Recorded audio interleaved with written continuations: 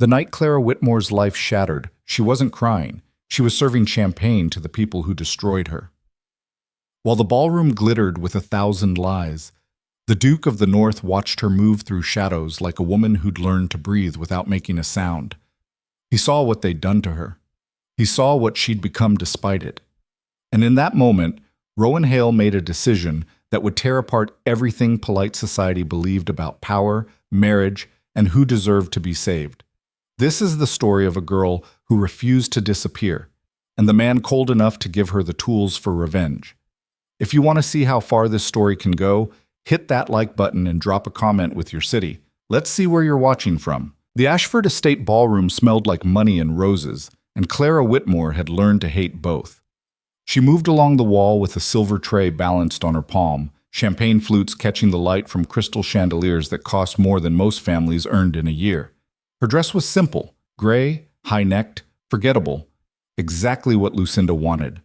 Blend in. Don't speak unless spoken to. Don't embarrass us. Clara had stopped being embarrassed 3 years ago. More champagne here, girl! A woman in peacock blue silk snapped her fingers without looking. Clara stepped forward, offered the tray, and became invisible again before the woman could even register her face. That was the trick. You didn't survive in the Ashford house by being noticed. You survived by being useful and silent. She'd gotten good at it. Through the crowd, she caught a glimpse of Lucinda Ashford holding court near the orchestra, draped in emerald silk and diamond drops that had belonged to Clara's mother. Clara's jaw tightened. She looked away before the bitterness showed. 3 years since her father died. 3 years since his will was discovered, and every penny, every property, every last shred of her inheritance was signed over to his second wife and her daughter, Margot. 3 years since the lawyer, Lucinda's lawyer, explained in calm, sympathetic tones that there was nothing Clara could do. The will was legal, witnessed, binding. Clara had been 17, now she was 20, and she'd learned that justice didn't exist for girls who couldn't afford to fight back. Clara! Margot's voice cut through the music like nails on glass. Mama wants you in the parlor, now. Clara turned. Margot Ashford stood near the terrace doors, blonde curls pinned with pearls. Her gown a froth of pink lace that made her look younger than her 22 years. She looked sweet, harmless. She wasn't. I'm serving. I don't care. Margot's smile was sugar over acid. Mama said now. Clara set the tray down on a side table and followed Margot through the crowd, keeping her eyes low. She could feel gazes sliding past her, dismissive, uninterested. The Ashford stepdaughter. The charity case. The girl who used to be somebody.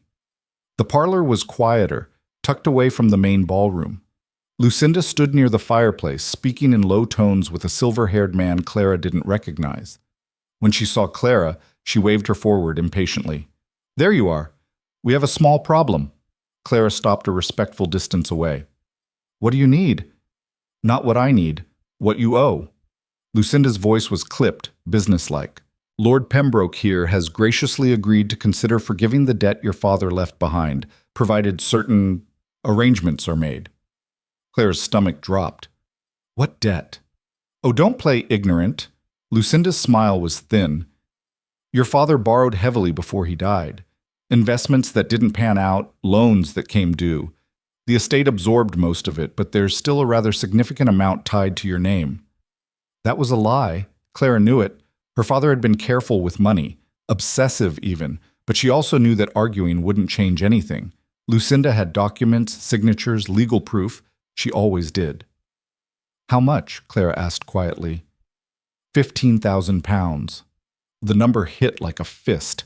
Clara's vision tunneled. 15,000. She'd never see that kind of money in her lifetime. Lord Pembroke stepped forward, looking her over the way you'd inspect a horse at auction. He was older, 50 maybe, with pale eyes and soft hands. The debt could be renegotiated. If Miss Whitmore were amenable to marriage. Clara's blood turned to ice. Marriage, she repeated. A beneficial arrangement for everyone involved. Pembroke's smile didn't reach his eyes. You'd be well cared for, the debt erased, and your stepmother would no longer bear the burden of your upkeep. It wasn't a proposal. It was a transaction. Margot giggled behind her fan. You should be grateful, Clara. Not many men would look twice at you. Clara's nails bit into her palms. She wanted to scream, to run, to grab the fireplace poker and swing it until the smug look melted off Pembroke's face. Instead, she said, I need time to think. You have until the end of the season. Lucinda's tone made it clear the conversation was over. 3 months, Clara. Then we settle this one way or another. Clara curtsied, muscle memory, bred into her bones, and left before they could see her hands shaking. She made it to the servants' stairwell before the tears came. Not loud, not dramatic, just silent, hot streams down her cheeks that she wiped away furiously with the back of her hand. 3 months. 3 months to figure out how to survive this. She pressed her forehead against the cool stone wall and tried to breathe. The ballroom had shifted by the time she returned. The music was louder, the laughter brighter, the champagne flowing faster. Clara picked up her tray and slipped back into the current, letting the noise wash over her. Who's that? I've no idea. Someone's daughter, I assume. She's rather plain, isn't she? Clara's ears had learned to filter it out. Words only hurt if you let them matter. She was refilling glasses near the balcony doors when the room went quiet. Not silent, just hushed, like the air had been sucked out. Clara looked up. A man stood in the ballroom entrance, and every eye in the room had turned toward him. He was tall, taller than most men Clara had seen, with dark hair and a face carved from stone in winter. His coat was black, severe, expensive. No embroidery, no decoration. He didn't need it. His presence was decoration enough. Who is that? Someone whispered. The Duke of Thornfield. Rowan Hale? I thought he never came south. Clara knew the name. Everyone did. The Duke of the North, lord of the iron mines and coal fields that powered half the country. A man who'd inherited a dying estate at 19 and turned it into an empire by the time he was 30. He was also famously cold, ruthless. The kind of man who didn't smile, didn't negotiate, didn't lose. Lucinda was already moving toward him, Margot in tow, both of them practically vibrating with ambition. Clara turned away. Dukes didn't matter to girls like her. She was halfway across the room when a voice stopped her. You, with the tray. Clara froze, turned. The Duke was looking directly at her. Up close, he was even more intimidating. His eyes were gray, not soft gray, but the color of steel in winter, sharp, assessing. Your name, he said. It wasn't a question. Clara Whitmore, Your Grace. Her voice didn't shake. She was proud of that. Whitmore. He repeated it slowly, like he was tasting the syllables. Jonathan Whitmore's daughter. But Clara's heart stumbled. You knew my father? I knew of him. He had a reputation for integrity, rare in his line of work. The Duke's gaze didn't waver. I heard he died suddenly. 3 years ago, Your Grace. And now you serve champagne in your own home. It wasn't a question. It was an observation. A cold, precise dissection of her entire life in one sentence.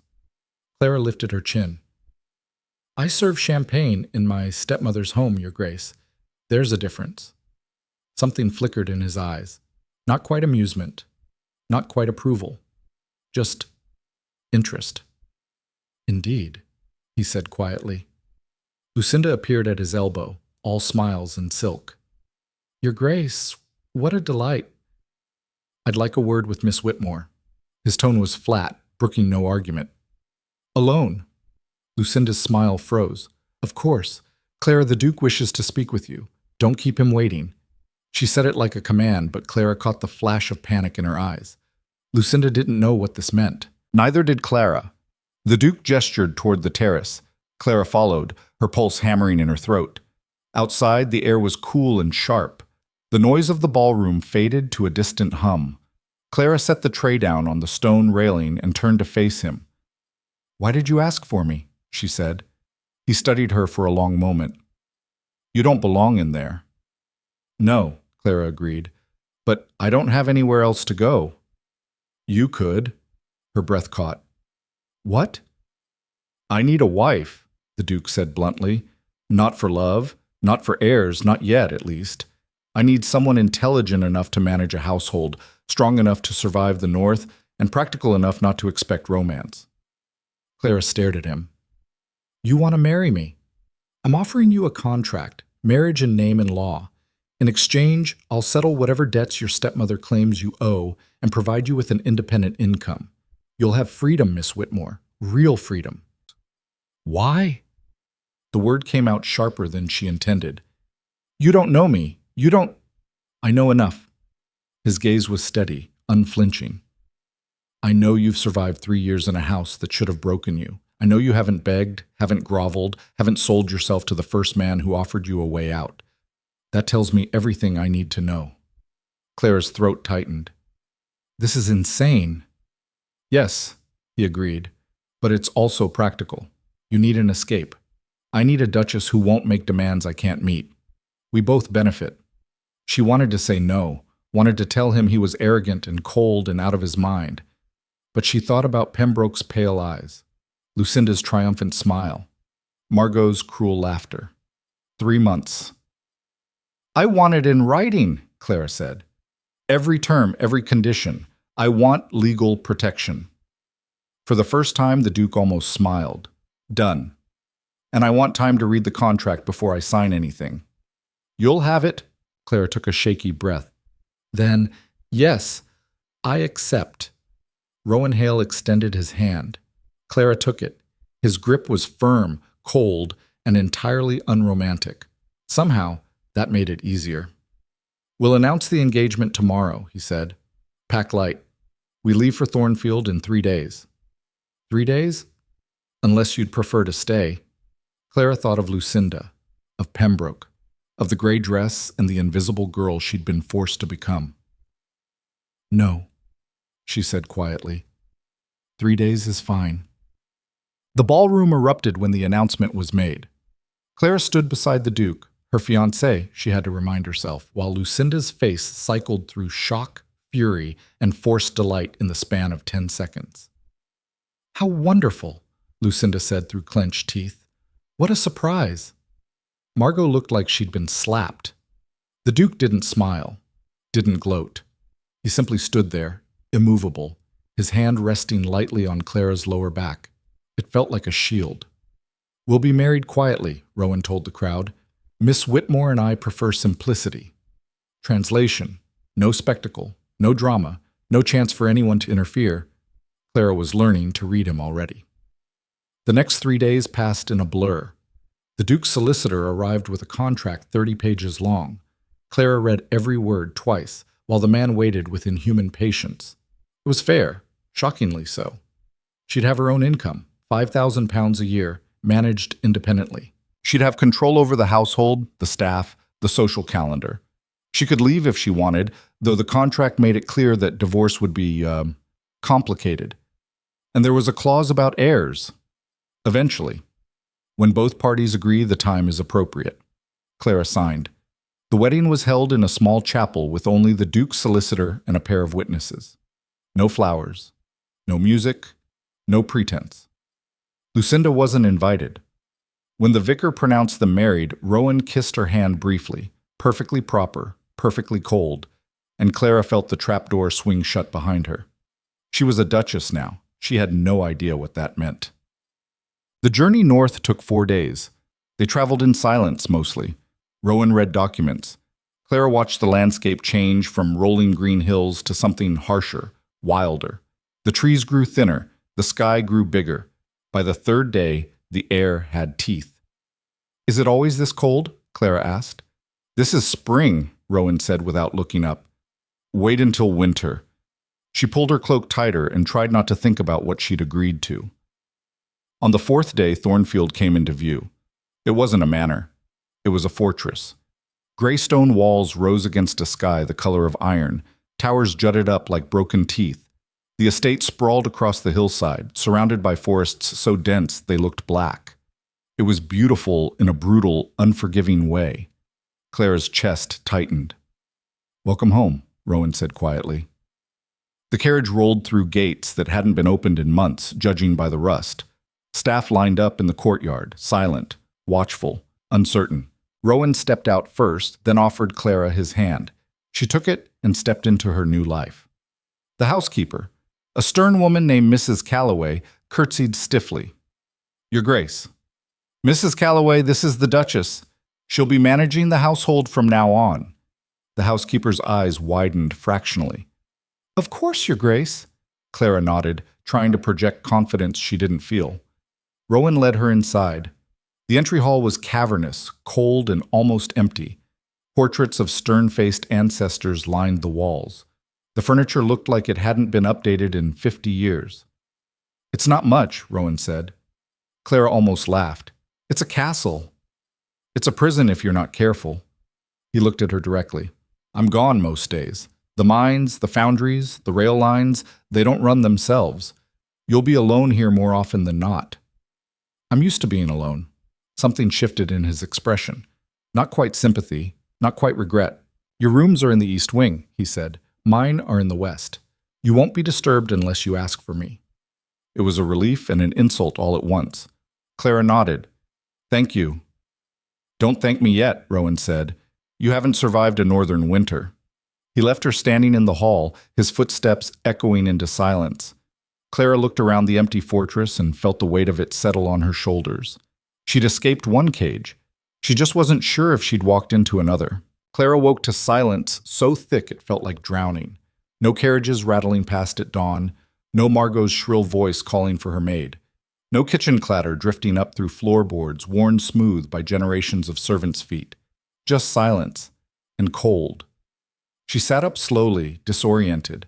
The bed was enormous, the mattress firm, the blankets heavy as iron. Pale gray light filtered through windows she didn't recognize, falling across stone walls that belonged in a cathedral, not a bedroom. Then she remembered. Thornfield. The North. The Duke. Her husband. The words still felt foreign in her mouth. Clara pushed back the covers and crossed to the window, her bare feet soundless on the thick rug. Outside, the world was a study in grays and greens, dense forests stretching toward mountains that looked like they'd been carved with a knife. Mist clung to the valleys, the sky pressed down like a lid. It was beautiful in the way a blade was beautiful. Sharp, unforgiving. A knock at the door made her turn. Come in. A young woman entered, barely older than Clara, with red hair pinned under a white cap and an expression caught somewhere between nervousness and curiosity. She bobbed a quick curtsy. Good morning, Your Grace. I'm Annie. Mrs. Calloway sent me to help you dress. Clara blinked. I can dress myself. Annie's eyes went wide. Oh, but, Your Grace, it's not proper for a duchess to... Annie, Clara kept her voice gentle. I've been dressing myself for 3 years. One more day won't kill me. The girl looked torn between protocol and relief. Relief won. Yes, Your Grace. Shall I bring breakfast then? Please. And Annie? Clara caught her before she could leave. What time does the Duke usually leave for the mines? Dawn, Your Grace. He's been gone 2 hours already. Of course he had. Clara nodded. Thank you. After Annie left, Clara dressed quickly, a simple gray day dress, practical and warm. She braided her hair herself, pinned it up, and stared at her reflection. She looked the same, felt the same. But the ring on her finger, heavy, gold, engraved with a wolf's head, said otherwise. Breakfast arrived on a tray. Clara ate alone in a dining room designed to seat 40, her fork scraping porcelain in a space built for echoes. She'd just finished when Mrs. Calloway appeared in the doorway, hands folded, expression neutral. Your Grace, if you have a moment, I'd like to discuss the household accounts. Clara set down her cup. Of course. They moved to a study lined with ledgers, decades worth, judging by the dust. Mrs. Calloway pulled out the most recent volume and laid it open on the desk. The Duke keeps meticulous records, she said carefully. But he doesn't often concern himself with the day-to-day running of the house. Translation. He doesn't care as long as the bills get paid. Clara scanned the columns. Food, coal, staff wages, repairs that hadn't been made, supplies that hadn't been ordered. When was the last time the linens were replaced? She asked. Mrs. Calloway hesitated. 7 years, Your Grace. 7... Clara bit back the rest. And the windows in the East Wing?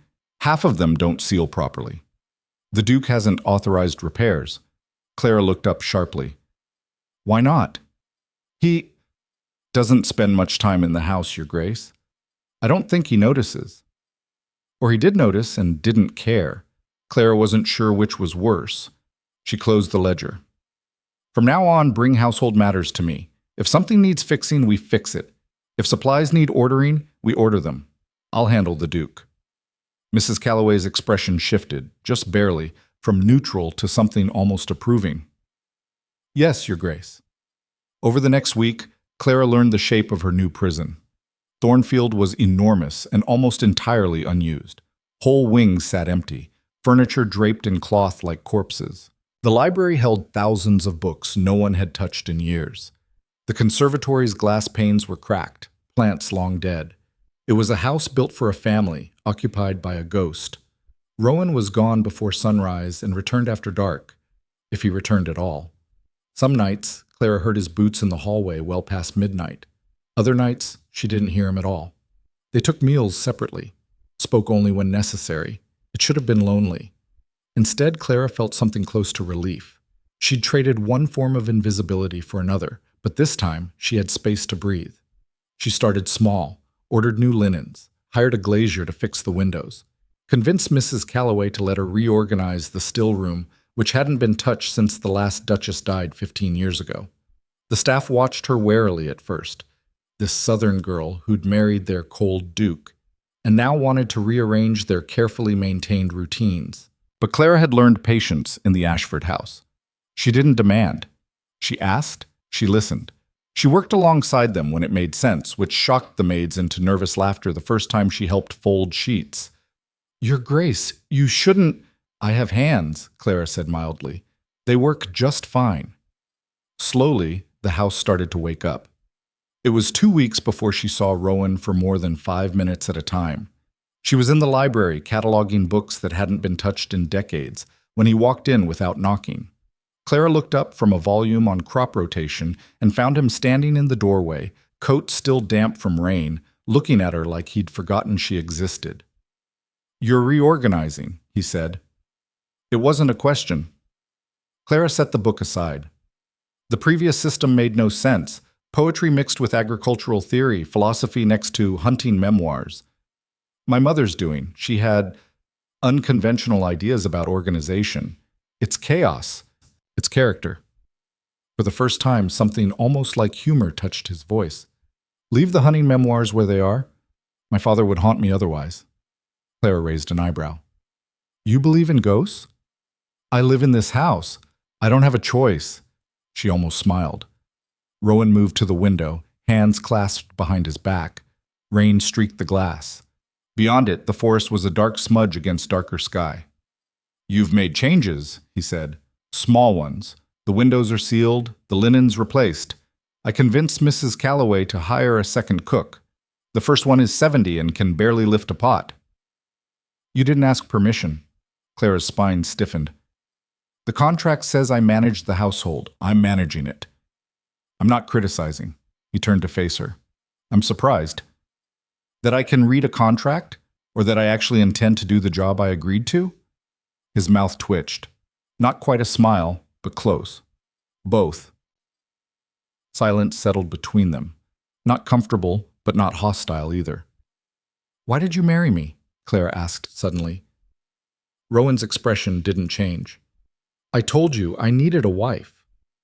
You could have married anyone, someone with connections, money, a title that actually means something south of the border. I don't need connections. I have money. And titles are just words people use to feel important. He met her gaze directly. I needed someone who wouldn't expect me to be something I'm not. And what are you? Practical. The word was flat, final. I run mines and foundries and railways. I solve problems. I don't dance at balls or charm investors' daughters or pretend to care about bloodlines and breeding. Clara studied him, the hard line of his jaw, the coldness in his eyes that never quite thawed. You wanted a wife who wouldn't demand warmth. I wanted a wife who wouldn't demand lies. It was the most honest thing he'd said to her. Clara nodded slowly. Then we understand each other. Do we? You needed an arrangement. I needed an escape. We both got what we wanted. Rowan's gaze held hers for a long moment. Did you? The question landed harder than it should have. Before Clara could answer, the door swung open.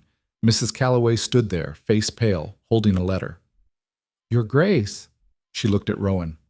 This just arrived, from London. Rowan took it, scanned the contents, and his expression went from neutral to something darker. What is it? Clara asked. He handed her the letter without a word. Clara read it once, twice. The words didn't change. To His Grace, the Duke of Thornfield, it has come to our attention that your recent marriage to Miss Clara Whitmore may have been conducted under fraudulent pretenses. Miss Whitmore was, at the time of your marriage, legally bound by debts inherited from her late father's estate, debts which were to be settled through a prior marriage contract with Lord Edmund Pembroke. As Miss Whitmore's legal guardian, Mrs. Lucinda Ashford hereby contests the validity of your marriage and demands the immediate return of Miss Whitmore to London for resolution of these matters.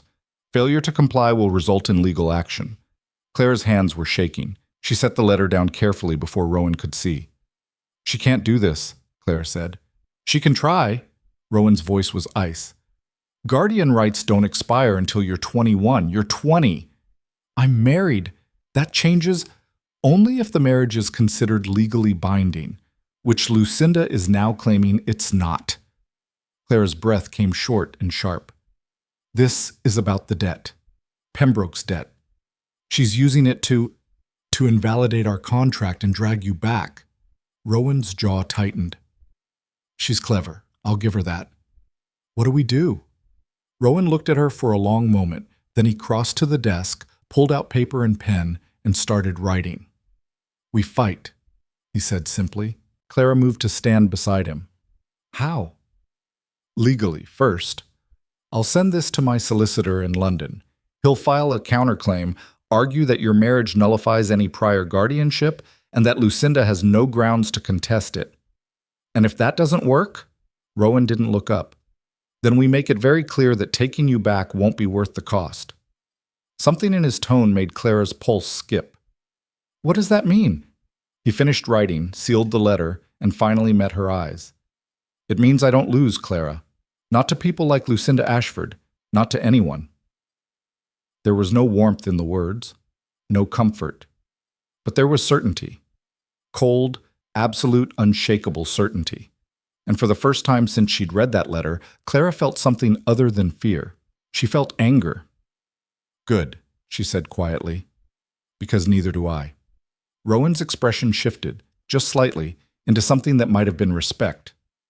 Then we're agreed. He sent the letter that afternoon. The reply came back in 3 days.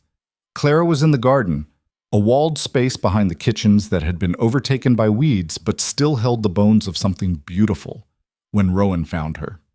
She looked up from the rosemary she'd been trying to salvage and knew immediately that the news wasn't good. They're escalating, Rowan said without preamble. Lucinda's filed a formal petition with the Court of Chancery. She's claiming I coerced you into marriage to avoid paying your father's debts. Clara's stomach dropped. That's insane. It's strategic. If she can prove coercion, the marriage is void. You go back to her custody. Pembroke gets his bride. Everyone wins. Except me. Except you. Clara stood, brushing dirt from her hands. What do? We go to London. We fight this in court. Rowan, I can't. The thought of standing in front of a judge, of Lucinda's lawyer twisting every word, made her throat close. I don't have proof.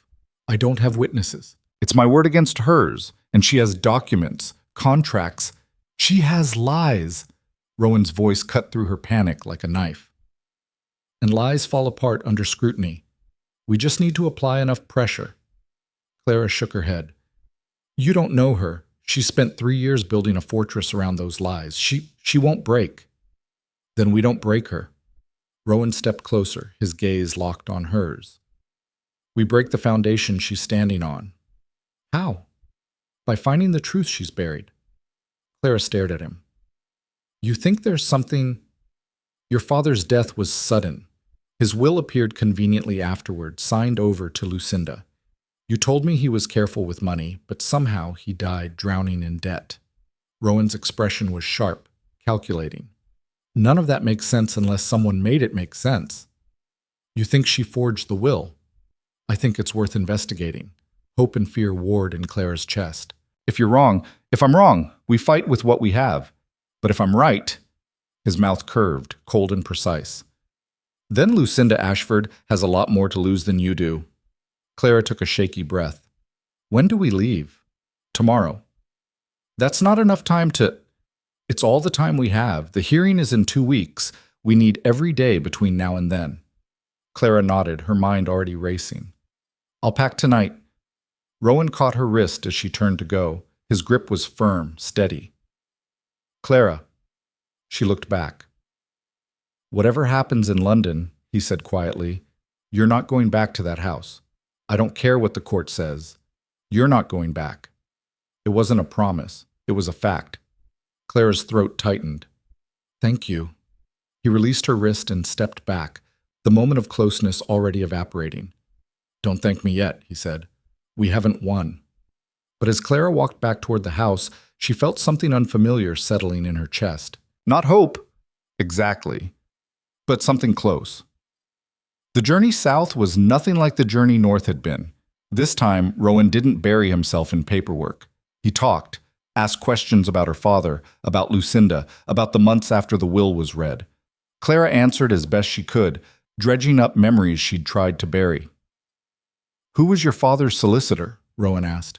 Martin Greaves. He handled all of father's business affairs. And he verified the will? He's the one who presented it. Clara frowned, but he seemed uncomfortable, like he didn't quite believe it himself. Interesting. You think he knows something? I think everyone knows something, Rowan said. The question is whether they'll admit it. They arrived in London on a grey afternoon that smelled like coal smoke and rain. Rowan had taken a house in Mayfair, smaller than Thornfield, but elegant, private. Clara barely saw it before he was pulling her into a carriage again. Where are we going? To see Greaves. The solicitor's office was in a narrow building near the Inns of Court, sandwiched between a bookshop and a tailor. The clerk at the front desk looked startled when Rowan gave his name. The Duke of Thornfield? Yes, of course, right away, Your Grace. They were shown into a cramped office lined with legal volumes. Martin Greaves was a small man with thin hair and anxious eyes. He half rose when they entered, looking like he'd rather be anywhere else. Your Grace, Your Grace. He stumbled over Clara's title. I wasn't expecting...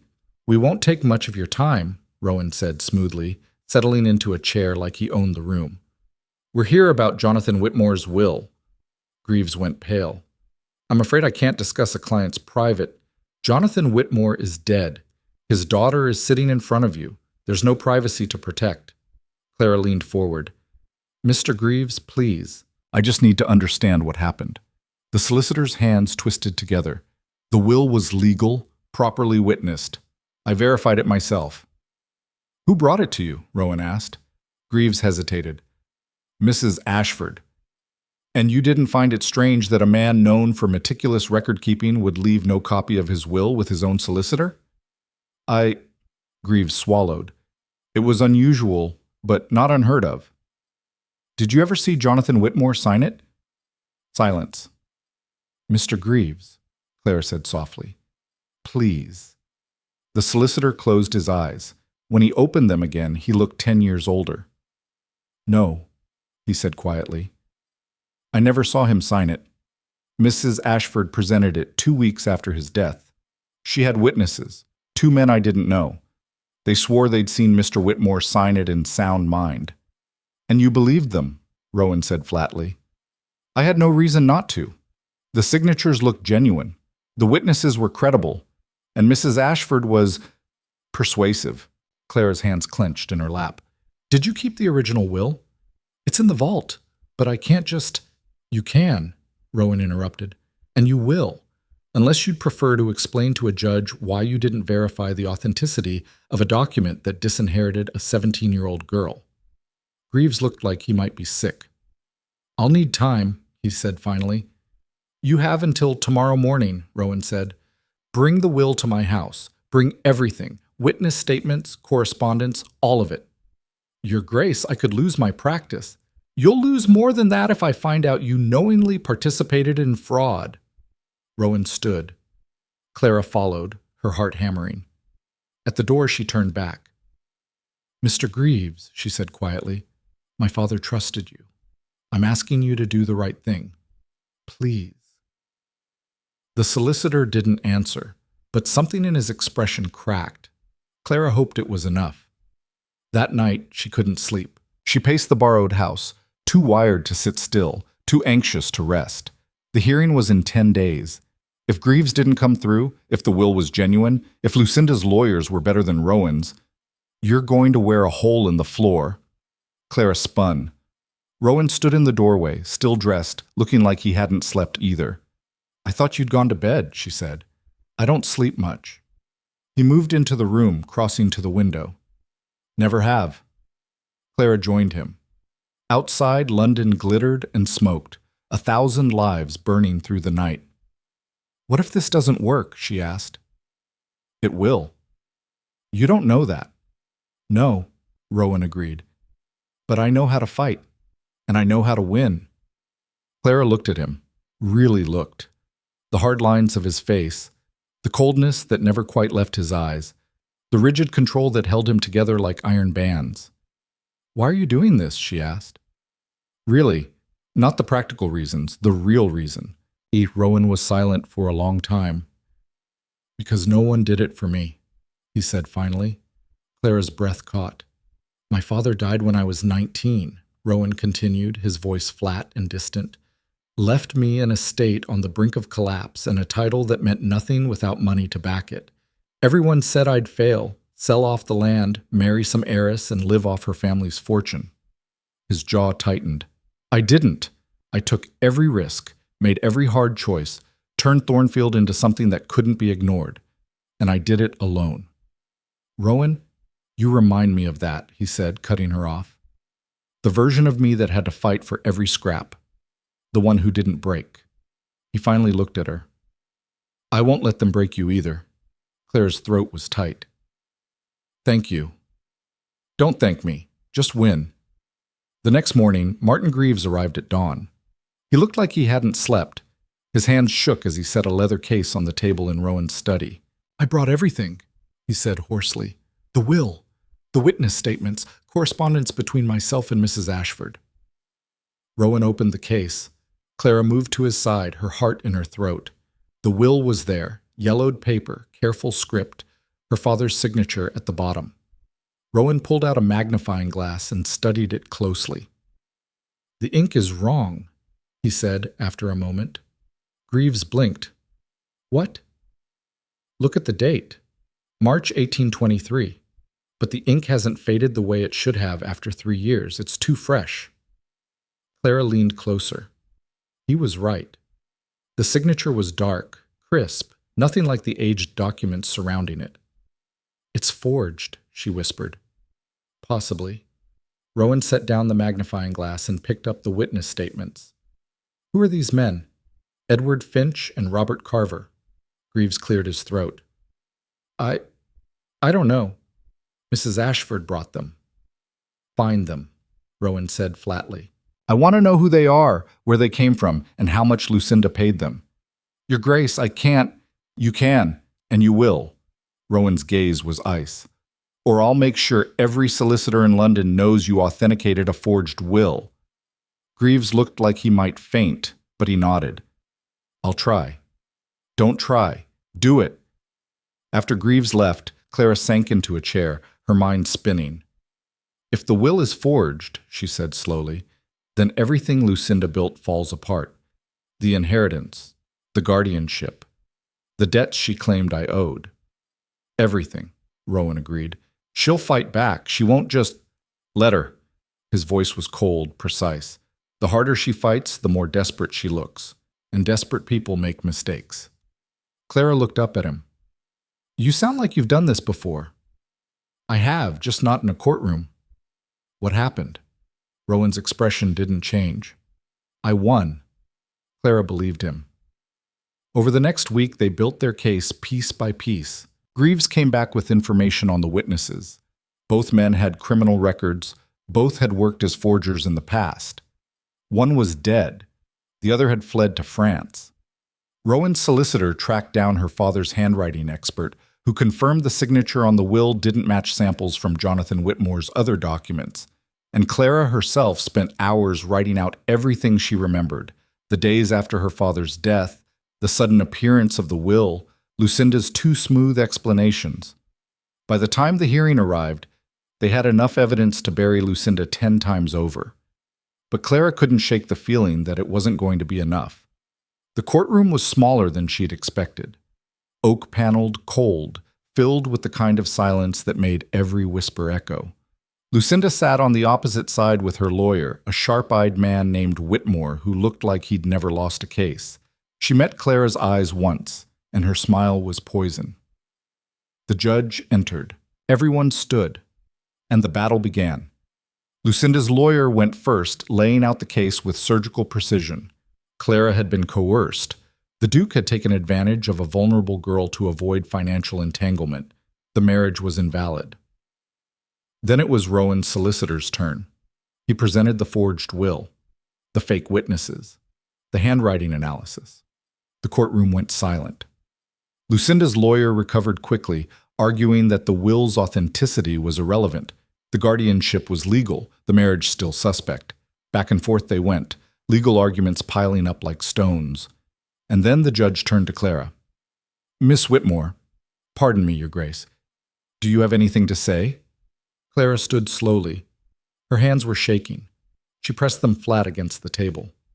"I do, Your Honor." Every eye in the room fixed on her. "I married the Duke willingly," she said, her voice steadier than she felt.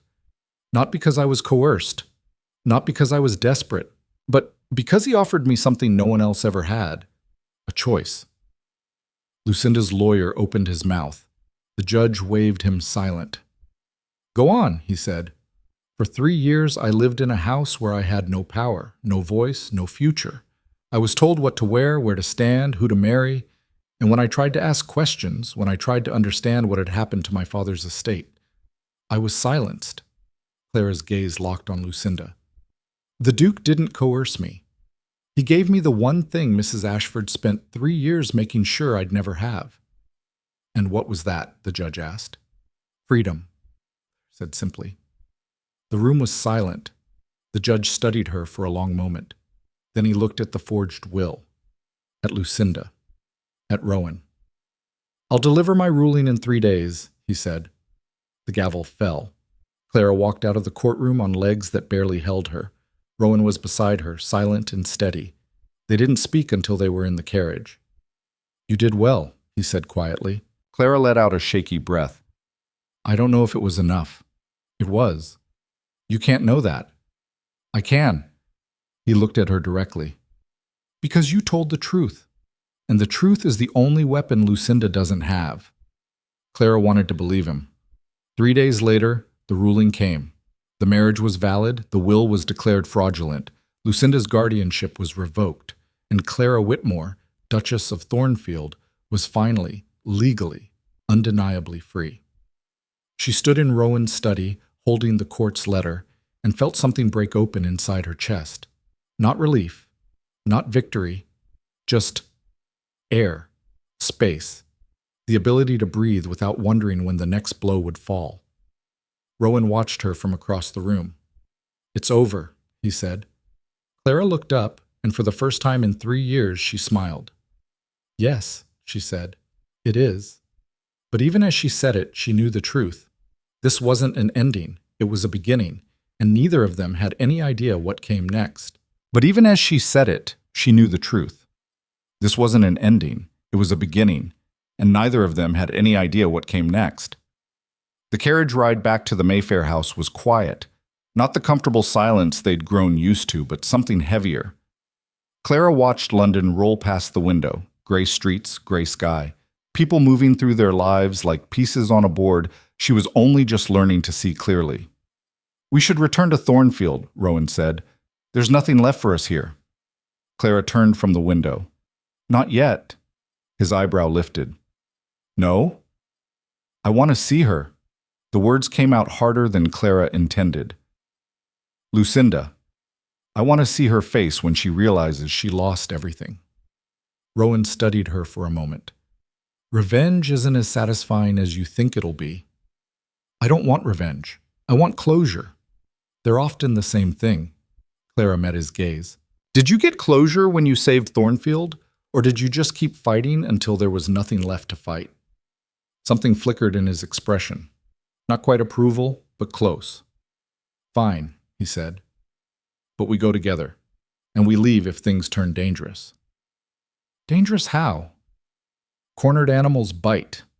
The Ashford townhouse looked exactly as Claire remembered. Pristine white stone, black iron railings, windows that caught the afternoon light and threw it back like shields. She'd served champagne in those rooms, scrubbed those floors, disappeared into those walls. Now she walked up the front steps as a duchess, Rowan at her side, and knocked on a door she'd once entered through the servants' entrance. The butler who answered went pale. Your graces, I wasn't informed. We're not expected, Rowan said smoothly. Is Mrs. Ashford receiving? The butler stammered something unintelligible. Clara pushed past him into the foyer. Nothing had changed. Same marble floors, same gilt mirror, same crystal chandelier that had cost more than most people earned in a lifetime. But Clara had changed. She didn't feel small here anymore. Clara? Margot's voice drifted from the drawing room. Clara, is that really? Margot appeared in the doorway and stopped dead. She looked thinner than Clara remembered, her face pinched, her dress, once extravagant, now slightly worn at the seams. You can't be here, Margot said, but there was no force behind it, just exhaustion. Where's your mother? Clara asked. She's not… Margot? Clara's voice was steel. Where is she? Footsteps on the stairs made them all turn. Lucinda descended slowly, every movement calculated, her expression a mask of ice. She looked older. The lines around her mouth had deepened. Her eyes were harder. But her voice was steady when she spoke. Well, the triumphant Duchess returns. Clara didn't flinch. I came to ask you a question. How considerate. Lucinda reached the bottom of the stairs. Though I can't imagine what you think I owe you. The truth. Clara stepped forward. Why did you do it? My father loved you. He trusted you. Why did you take everything? Lucinda's laugh was brittle. Love, trust, how wonderfully naive. She moved to the drawing room, gesturing for them to follow. Your father was a good man, Clara. Kind, generous, boring. Clara's hands clenched. He gave you everything. He gave me security. He didn't give me power. Lucinda poured herself a drink with steady hands. Do you know what it's like to be the second wife? The one who came after the perfect beloved first? I was tolerated. Margot was tolerated. But you were the precious daughter, the heir, the one who mattered. So you stole my inheritance. I took what should have been mine from the start. Lucinda's eyes flashed. Your father promised me a life. When he died, I made sure I got it. Rowan's voice cut through the room like a blade. By forging documents and paying criminals to lie. By being practical. Lucinda didn't even look at him. The world doesn't reward virtue, Your Grace.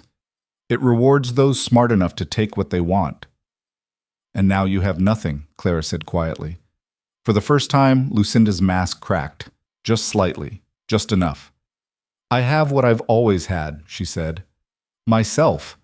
Which is more than you had before your convenient marriage. My marriage is built on honesty, something you wouldn't recognize. Honesty? Lucinda's laugh was sharp. You think he married you out of kindness? Out of some noble impulse? She turned to Rowan.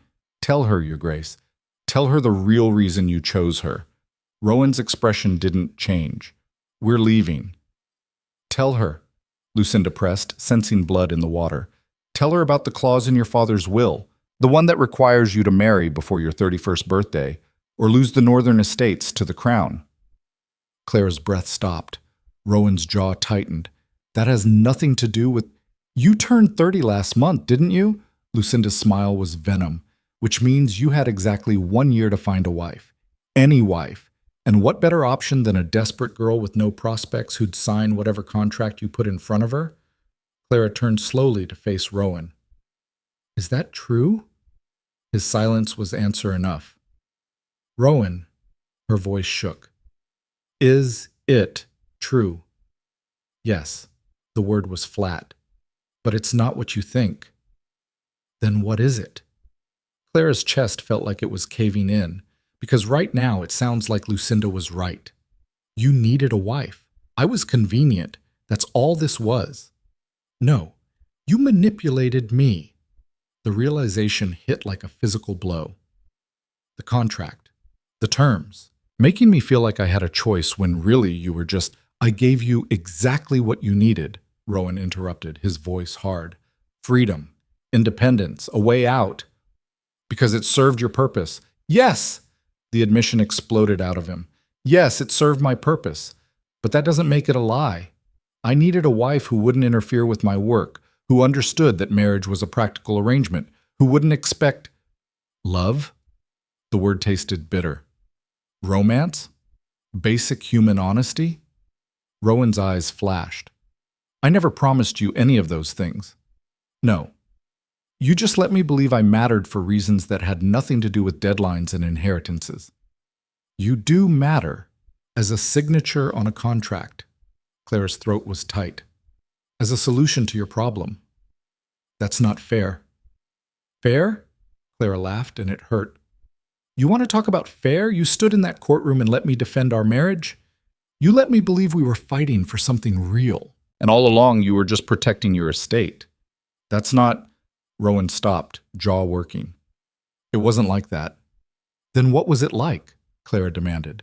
Because from where I'm standing, you're exactly what Lucinda said. Practical, cold, willing to use people to get what you want. The words hit their mark. She saw it in the way his expression shuddered, in the way he took a step back. If that's what you think of me, he said quietly, then perhaps you should return to London. The contract allows for separate residences. Perhaps I should. They stared at each other across a distance that felt like miles. Lucinda's laugh broke the silence. How delightful! The fairy tale crumbles. Clara turned on her, fury burning through the hurt. Shut up. Or what? Lucinda's smile was razor sharp. You'll have me arrested? The case is closed, Clara. I'm ruined, yes. Socially destroyed, but I'm free. And you're trapped in a marriage to a man who sees you as a business transaction. Better than being trapped with you. Is it? Lucinda leaned forward. At least I never pretended to be something I wasn't. Can he say the same? Clara looked at Rowan. He stood rigid, expression unreadable, every wall back in place. We're leaving, Clara said. She walked out without looking back. The next 3 days blurred together.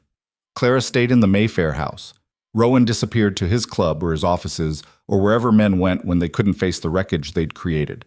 They didn't speak. Clara told herself she didn't care. She was lying. On the 4th day, a letter arrived. Heavy paper, official seal. Clara opened it with hands that trembled despite her best efforts. To Her Grace, the Duchess of Thornfield, you are hereby summoned to appear before the Court of Chancery regarding new evidence presented in the matter of Ashford versus Hale. Your presence is required on the 15th of May at 10 o'clock in the morning. Failure to appear may result in forfeiture of previous rulings. Clara read it 3 times before the words made sense. New evidence. Forfeiture. Lucinda wasn't done fighting. She found Rowan in his study, surrounded by papers, looking like he hadn't slept in days. We have a problem, she said. He looked up, and for a moment something raw flickered in his eyes. Then it was gone. What kind of problem? She handed him the letter, watched his expression darken as he read. Damn her, he said quietly. What is this? What new evidence could she possibly... I don't know. Rowan stood, started pacing. The case was closed. The will was proven fraudulent. Unless... He stopped. Unless what? Clara pressed. Unless she found something about the marriage itself. Something that would prove I coerced you. But you didn't... Clara caught herself. Did you? Rowan met her gaze. No, but I'm not the only one who has to believe that. The hearing was set for 3 days away. Clara spent every waking hour with Rowan's solicitor, going over testimony, preparing for questions, trying to anticipate what Lucinda might have found. But nothing prepared her for walking into that courtroom and seeing Edmund Pembroke sitting beside Lucinda's lawyer. Clara stopped so abruptly that Rowan almost walked into her. "What is he doing here?" she whispered. "I don't know." Rowan's voice was tight. "But we're about to find out." The judge entered. Everyone stood, and Lucinda's lawyer began to speak. "Your Honor, we present new testimony from Lord Edmund Pembroke regarding the Duke of Thornfield's conduct prior to his marriage to Miss Whitmore. Testimony that proves the marriage was entered into under false pretenses and with the explicit intent to defraud Lord Pembroke of a legally binding arrangement." Clara's stomach dropped. Pembroke stood looking uncomfortable but determined. He'd been coached, Clara realized. Every word, every gesture, rehearsed. "Your Honor," Pembroke began, 3 months before the Duke's marriage to Miss Whitmore, I entered into a formal agreement with Mrs. Lucinda Ashford regarding Miss Whitmore's outstanding debts. In exchange for marriage, those debts would be forgiven. "A verbal agreement?" the judge asked. "Written, Your Honor." Pembroke produced a document, signed by myself and Mrs. Ashford, acting as Miss Whitmore's legal guardian. The judge examined it. "And Miss Whitmore was aware of this agreement?" "She was informed," Lucinda's lawyer interjected smoothly. "As was the Duke. We have reason to believe he specifically targeted Miss Whitmore to avoid this existing arrangement, knowing that a marriage to a peer would nullify any prior contracts." Clara's hands clenched under the table. "That's not—" Rowan's hand covered hers, a silent warning. Let the solicitor handle it. But their solicitor looked shaken. "Your Honor, this is hearsay. There's no proof the Duke was aware—" "Actually, there is." Lucinda's lawyer pulled out another document. A letter from the Duke to his man of business, dated 2 weeks before the engagement, specifically inquiring about the legal implications of marrying a woman with outstanding debts and existing marriage contracts. The courtroom went silent. Clara turned to Rowan. "Tell me that's not real." His expression was stone. "I was being thorough. I needed to know what legal complications might arise." "So you did know about Pembroke?" "I knew there might be something. I didn't know specifics." "That's not better." Clara's whisper was sharp. "You should have told me." "If I had, would you have married me?" She didn't have an answer. The judge cleared his throat. "This is certainly troubling. However, it doesn't necessarily prove coercion or fraud. Being aware of legal complications isn't the same as—" "There's more, Your Honor." Pembroke looked distinctly uncomfortable now. "The Duke approached me before the engagement. He offered to buy out the debt agreement." The room exploded into whispers. Clara felt like she'd been punched. "You what?" she said to Rowan. His jaw was tight. "I was exploring options." "You tried to buy me?" "I tried to give you a choice by manipulating every option until the only choice left was you." Clara stood, her chair scraping loudly. "Your Honor, I need a moment." "Your Grace, now." She walked out before anyone could stop her. The hallway was cold and echoing. Clara pressed her hands against the stone wall, trying to breathe through the fury and hurt and betrayal that was choking her. Footsteps behind her. She didn't turn. "Clara, don't." The word came out broken. "Just don't." Rowan stopped a few feet away. "You need to hear this." "I don't need to hear anything from you right now." "Yes, you do." His voice was hard. "Because in about 5 minutes, you're going to have to go back in there and decide whether you're going to let Lucinda destroy everything we've built." "Built?" Clara spun to face him. "You built this, Rowan. You orchestrated every piece. You researched my situation, identified my weaknesses, eliminated my options, and presented yourself as the only solution. That's not building something together. That's strategy," he finished. "Yes, it was strategic, but it wasn't malicious." "Then what was it?" "Practical." The word exploded out of him. "I saw a woman who was trapped. I saw a way to help her that also solved my problem. I didn't lie to you. I didn't force you. I gave you a choice. A choice you designed. Better than the choice Lucinda designed." Rowan stepped closer. You think I'm the villain here? Fine. But at least I gave you freedom. At least I gave you power. What did Lucinda give you? She gave me the truth, Clara said quietly, which is more than you did. Something in Rowan's expression cracked. You want the truth? The truth is I could have married anyone. Some titled heiress who'd bring money and connections. Someone who'd make my life easier instead of harder. But I chose you. Because I was convenient. Because you were real. The words came out raw. Because you looked me in the eye and didn't flinch. Because you survived 3 years of hell and came out stronger instead of broken. Because when I asked you to manage Thornfield, you didn't ask for servants and jewels. You asked for better windows and new linens. His voice dropped. I chose you because you were the only person I'd met in years who didn't want something from me I couldn't give. Clara's throat was tight. Until I did. Until you did, he agreed quietly. They stood in silence. I can't do this right now, Clara said finally. I need to think. We don't have time for you to think. We have minutes before the judge makes a ruling that could undo everything. Then maybe it should be undone. The words came out before she could stop them. Maybe Lucinda's right. Maybe this was never real to begin with. Rowan's expression went cold.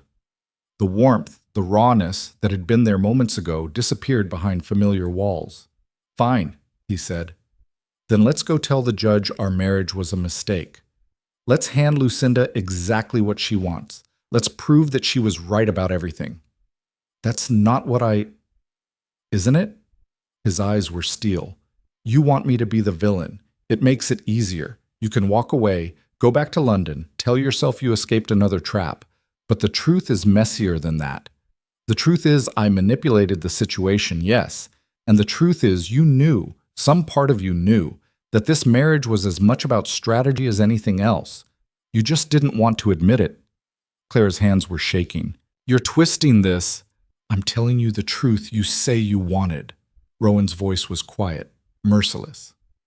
We both got what we needed from this arrangement. The only difference is I was honest about it from the start.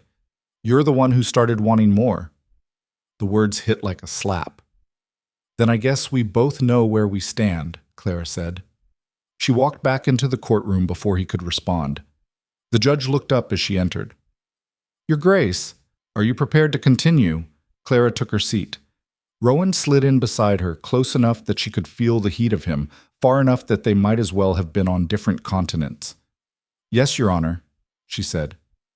I'm ready. Very well. The judge shuffled papers. Lord Pembroke, you claim the Duke deliberately interfered with your prior arrangement with Miss Whitmore. Can you provide proof of this interference beyond the letter regarding legal inquiries? Pembroke hesitated. No, Your Honor. Not direct proof, but the timing is not proof, Lord Pembroke.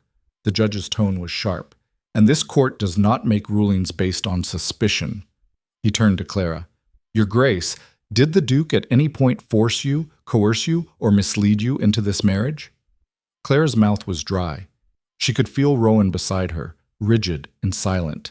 She could feel Lucinda's eyes on her, waiting. One word, that's all it would take. One word to burn it all down. No, Clara said clearly, he didn't. And were you aware that Lord Pembroke had a prior claim on your debts? I was told about it, Clara said carefully, but I was never consulted. It was an arrangement made without my consent.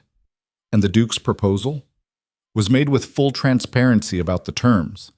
The lie tasted bitter, but Clara forced it out. I knew what I was agreeing to. The judge studied her for a long moment. Then he turned to Rowan's solicitor. Do you have anything to add? Only that the marriage was conducted legally, with proper witnesses, and has been consummated. The solicitor's voice was steady. Whatever Lord Pembroke's prior arrangements may have been, they hold no legal weight over a binding marriage. Indeed. The judge made a note. Lord Pembroke, Mrs. Ashford, your claim lacks sufficient evidence. This court sees no grounds to invalidate the marriage. Lucinda shot to her feet. Your Honor, you can't. This hearing is concluded. The gavel fell. The marriage stands. Court dismissed. The room erupted. Clara sat frozen, the noise washing over her like water. She'd won. They'd won. She'd never felt more like she'd lost. Outside, reporters swarmed. Rowan's hand was on her elbow, guiding her through the crowd, into the carriage, away from the chaos. They rode in silence. When they reached the house, Clara went straight to her room. She heard Rowan's footsteps pause outside her door, heard him stand there for a long moment. Then he walked away. That night, Clara sat by the window and watched London burn through another evening. Somewhere in this city, Lucinda was probably drinking herself into a rage. Somewhere, Pembroke was nursing his wounded pride. And somewhere in this house, Rowan was alone, just like she was. Clara pressed her forehead against the cold glass and tried to figure out when exactly she'd started wanting more than the practical arrangement they'd agreed to. When had survival stopped being enough? A knock at the door made her turn. "Come in." Annie entered with a tray, tea, biscuits, the kind of comfort that couldn't actually fix anything but at least acknowledge the attempt. "Mrs. Calloway thought you might be hungry, Your Grace." Clara managed a small smile. "Thank you, Annie." The girl set down the tray, then hesitated. "Your Grace, may I say something?" "Of course." The Duke." Annie twisted her hands together. "He's not good with words or feelings, or really anything that isn't work. But he's good with actions, and everything he's done since you arrived, the repairs, the new staff, actually eating meals instead of just working through them, that's all because of you." Clara's throat tightened.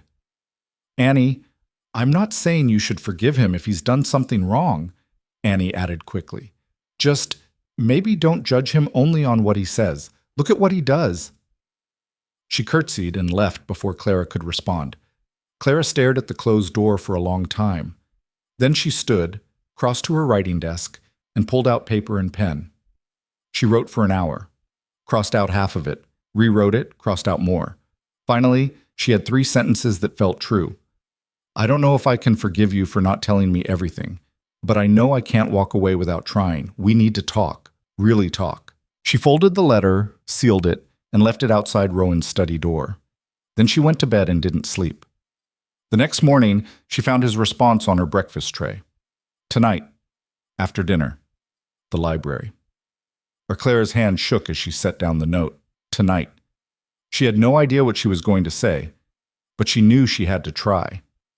The day crawled past. Clara busied herself with household accounts, correspondence, anything to keep her mind occupied. But all she could think about was the library, the conversation waiting for her. Dinner was torture. They ate in silence, seated at opposite ends of a table built for 12. Every clink of silverware echoed like a gunshot. Finally, Rowan stood. "The library. Whenever you're ready." Clara nodded. She waited 5 minutes after he left, gathered her courage, walked through the silent house to the room where this had all started to unravel. Rowan stood by the window, hands clasped behind his back, looking out at the darkening street. "You came," he said without turning. "You asked." I wasn't sure that mattered anymore. Clara moved further into the room. "It does. That's why I'm here." Rowan finally turned to face her. He looked exhausted, older. The walls he always kept so carefully in place looked like they were crumbling. "I'm sorry," he said. The words landed like stones in still water. "For what, specifically?" Clara kept her voice steady. "For not telling you about my father's will, about Pembroke, about—" He gestured helplessly. "All of it. I told myself transparency about the contract was enough, that you didn't need to know my reasons as long as the terms were fair." "But they weren't just your reasons," Clara said quietly. "They were the foundation of our entire marriage, and you let me believe it was about you." Rowan's voice was rough. "I know, and maybe part of it I don't know anymore." Clara crossed her arms, a shield against the vulnerability in his voice. "Tell me something true. Not strategic, not practical. True." Rowan was silent for a long moment. "I was 20 when my father died," he said finally. 20, broke, and drowning in debt. Everyone told me to sell Thornfield, marry money, take the easy way out. His jaw tightened. I refused. Spent the next 10 years turning myself into something my father never could be. Successful, powerful, untouchable. I didn't have friends. Didn't have time for anything that wasn't work. And I told myself that was fine. That I didn't need... He stopped. Didn't need what? Clara pressed. Connection. The word came out like a confession. I didn't need anyone. And then you walked into that ballroom serving champagne and looking at Lucinda like you wanted to set her on fire, and I thought, here's someone who understands, who knows what it's like to fight alone. Clara's breath caught. So yes, Rowan continued, I manipulated the situation. I made sure you'd have to choose between Pembroke and me. I stacked the deck. But I didn't do it because you were convenient. I did it because I was terrified that if I didn't, you'd choose to stay trapped rather than take a chance on someone like me. Someone like you, Clara repeated. Cold, ruthless, practical. Broken. His voice cracked. Just like you. The words hung in the air between them. Clara felt something in her chest split open. I'm not broken, she said quietly. Neither am I. Rowan met her gaze. But we're both good at pretending we don't need anyone. And maybe that's why this, whatever this is, scares the hell out of me. Clara took a step forward, then another. What do you want, Rowan? She asked. From this marriage, from me. What do you actually want? He looked at her for a long moment, and when he finally spoke, his voice was barely above a whisper. I want you to stay. Clara's throat was tight. Why? Because Thornfield doesn't feel like a fortress when you're there. Because you look at me like I'm human instead of a machine. Because... He stopped, jaw working. Because I don't want to go back to being alone. It wasn't a declaration of love. It wasn't poetry. But it was true. And maybe that was enough. Clara closed the distance between them. Reached up, touched his face. Rowan went very still. I'm angry with you, Clara said softly. For the manipulation, the secrets. All of it. I know. But I'm also angry at myself for wanting something you never promised, for expecting... You should expect more, Rowan interrupted. You should expect everything. You deserve... I deserve honesty. Clara's hand dropped. That's all I'm asking. Can you give me that? Rowan nodded slowly. I'll try. Not good enough. His eyes flashed. Then what do you want me to say? Say you'll stop hiding behind strategy and contracts and practical arrangements. Say you'll actually talk to me when something matters. Say... Her voice broke. Say you'll treat me like a partner instead of a problem to be solved. Rowan reached out, caught her hand. His grip was tight, almost desperate. I will, he said. I promise. Clara wanted to believe him. She was about to respond when the door burst open. Annie stood there, face pale, breathing hard. Your Grace, both of you, you need to come, now. What's wrong? Rowan demanded. It's Mrs. Ashford. Annie's voice shook. She's here, and she has the authorities with her. She's claiming... The girl swallowed hard. She's claiming the Duchess tried to kill her. Clara's blood turned to ice. What? But Rowan was already moving, pulling Clara toward the door, his expression carved from stone. This isn't over, he said quietly. Not even close. They descended the stairs to find Lucinda in the foyer, flanked by two officers in uniform. Her dress was torn, blood smeared across her temple. She looked like she'd been attacked. She looked like a victim. And when her eyes met Clara's, her smile was pure poison. There she is, Lucinda said, her voice shaking perfectly. The woman who tried to murder me. There she is, Lucinda said, her voice shaking perfectly. The woman who tried to murder me. Clara's vision narrowed to a single point. Lucinda's face. The blood, the officers, the trap closing around her like iron jaws. That's insane, Clara said. Her voice sounded distant, like it belonged to someone else. Is it? Lucinda swayed slightly, clutching the wall. The performance was flawless. You've threatened me before. In my own home. Witnesses heard you. I never... You told me you'd make me pay for what I'd done. Lucinda's eyes were bright with tears that looked almost real. You said I'd regret destroying you, And tonight, when I was walking home from my solicitor's office, someone attacked me, pushed me down, tried to—" Her voice broke convincingly. "I barely escaped." One of the officers stepped forward, older, gray-haired, with the kind of face that had seen too much to be easily fooled, but he was looking at Clara with suspicion. "Your Grace, I'm Inspector Warren. I need to ask you some questions about your whereabouts this evening." Rowan moved to stand beside Clara, his presence solid and cold as stone. "My wife has been here all evening. We had dinner together. Multiple staff can verify." "What time did dinner end?" Warren asked. 8 o'clock, Rowan said. "And since then?" "We've been in the library, discussing household matters." Warren made a note. "Anyone else present during this discussion?" Silence. Clara's stomach dropped. They'd been alone. No witnesses, no alibi. Lucinda's smile was subtle, but Clara saw it. "Inspector," Lucinda said weakly, "I don't want to cause trouble, but the attack happened at 8:30, and the woman who pushed me, she was wearing a dark cloak, similar to the one I've seen the Duchess wear." "Half the women in London wear dark cloaks," Clara said sharply. "Perhaps." Warren's gaze didn't waver. "But how many of them have a documented history of conflict with Mrs. Ashford? How many appeared in court just yesterday, publicly humiliated after their stepmother exposed uncomfortable truths about their marriage? Those weren't truths, they were lies. Your Grace," Warren's tone was firm but not unkind, "I'm going to need you to come down to the station, answer some questions. It's just procedure." "She's not going anywhere without a solicitor," Rowan said flatly. "That's her right, but if she refuses to cooperate, I can obtain a warrant." Clara's hands were shaking. She pressed them flat against her sides. "I'll answer your questions, but I didn't attack anyone." "Then you have nothing to worry about." Warren gestured toward the door. "Shall we?" Rowan caught Clara's arm. "Don't say anything until our solicitor arrives. Nothing. Do you understand?" Clara nodded, her throat too tight for words. The carriage ride to the station was silent. Clara sat between two officers, acutely aware of how this looked. A duchess, accused of assault. The scandal would be enormous. Lucinda had planned this perfectly. At the station, Clara was led to a small room with bare walls and a single table. She sat, waited, tried to control the panic clawing at her chest. It was an hour before Rowan's solicitor arrived, a sharp-eyed man named Davies who looked like he'd been roused from bed. "Your Grace," he sat across from her. "Tell me everything." Clara did.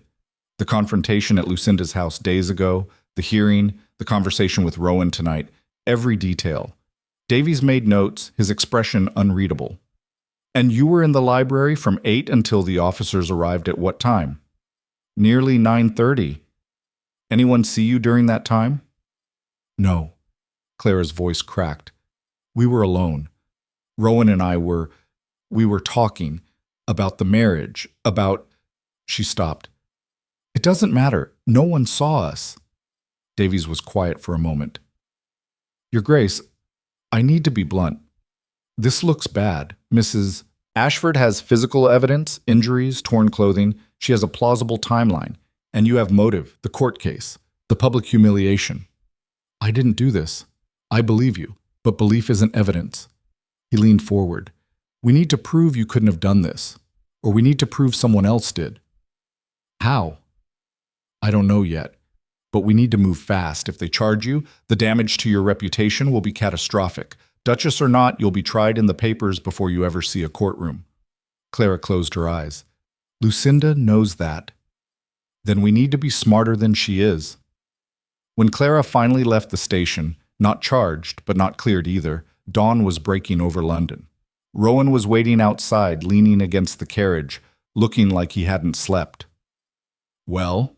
he asked. "No charges yet, but Warren said they're investigating." Clara climbed into the carriage, exhaustion making her limbs heavy. "Lucinda won't let this go. She'll push until they arrest me." "Then we push back harder." Rowan's voice was ice. "Starting now." "How? We don't have evidence. We don't even know if she actually hurt herself or if someone else—" "She hurt herself." Rowan's certainty was absolute. "She's desperate, cornered, and desperate people make mistakes. What if she didn't make one?" "She did. We just have to find it." Back at the house, Rowan immediately sent for Davies. They spent the next 2 hours in the study, poring over everything, timelines, witness statements, anything that might prove Clara's innocence. But there was nothing.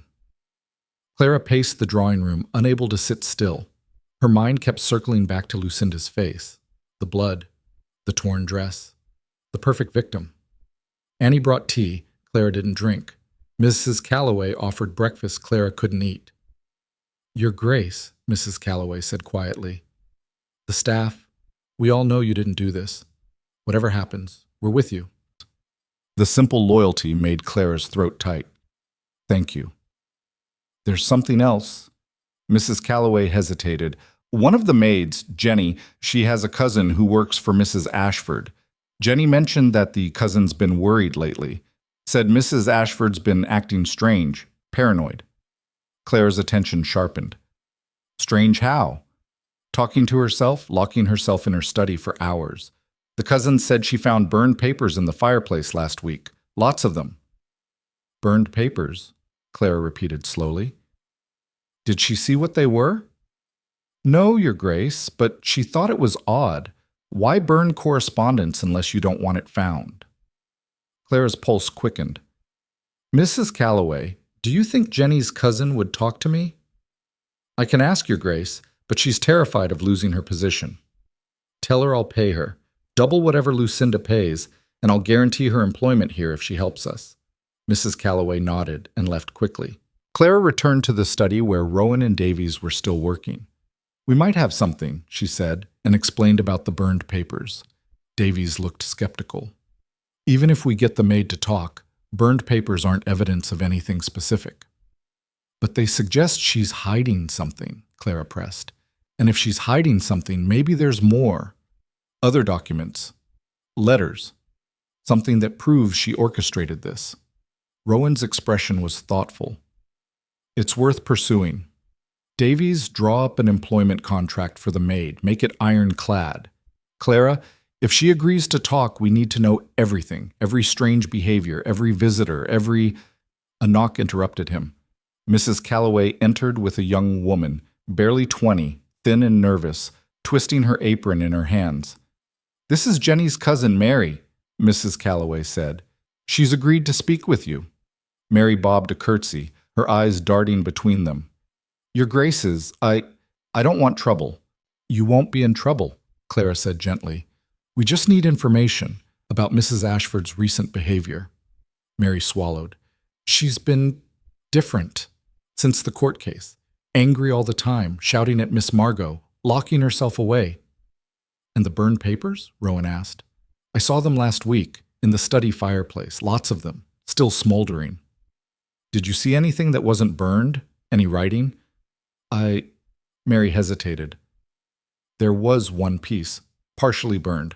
I pulled it out because I was afraid the embers might spread. I kept it, in case I needed proof of something later, for my own protection." Clara's breath stopped. "You have it?" "At my lodgings. I can fetch it if you like." "Do it," Rowan said immediately. "Now, take our carriage. We'll wait." Mary left at a near run. The wait was excruciating. Clara paced. Rowan stood at the window, rigid as a statue. Davies organized papers with methodical precision. An hour later, Mary returned, clutching a folded piece of paper like it might explode. "Here," she said, handing it to Clara with shaking hands. Clara unfolded it carefully. The edges were charred, the middle section intact. The handwriting was Lucinda's. Clara recognized it instantly. Payment must be made discreetly. The girl cannot know.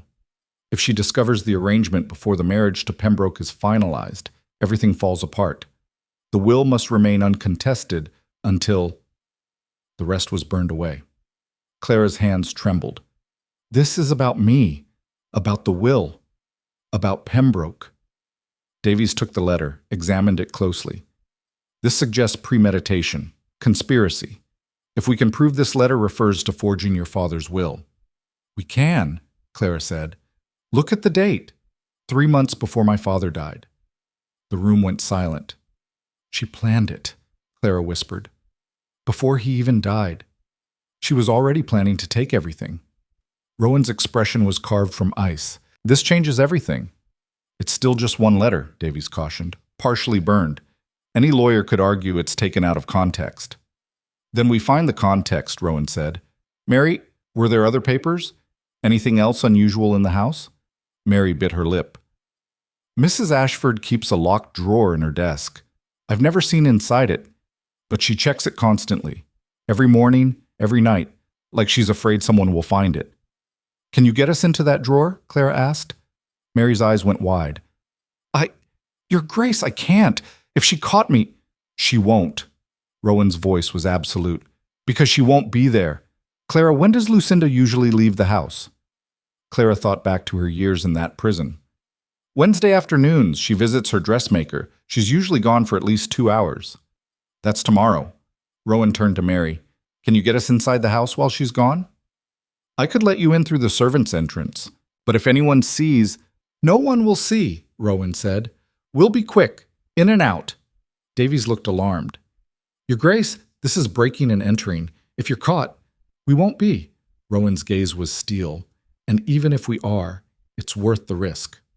Clara met his eyes, saw the same desperate determination she felt burning in her own chest. I'll do it, she said. The next afternoon, Clara stood in the alley behind the Ashford house, her heart hammering so hard she thought it might crack her ribs.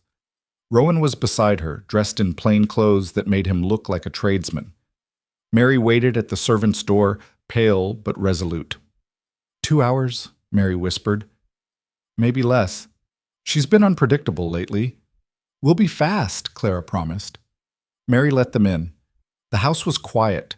Most of the staff had the afternoon off. Only a skeleton crew remained, and they were occupied in the kitchens.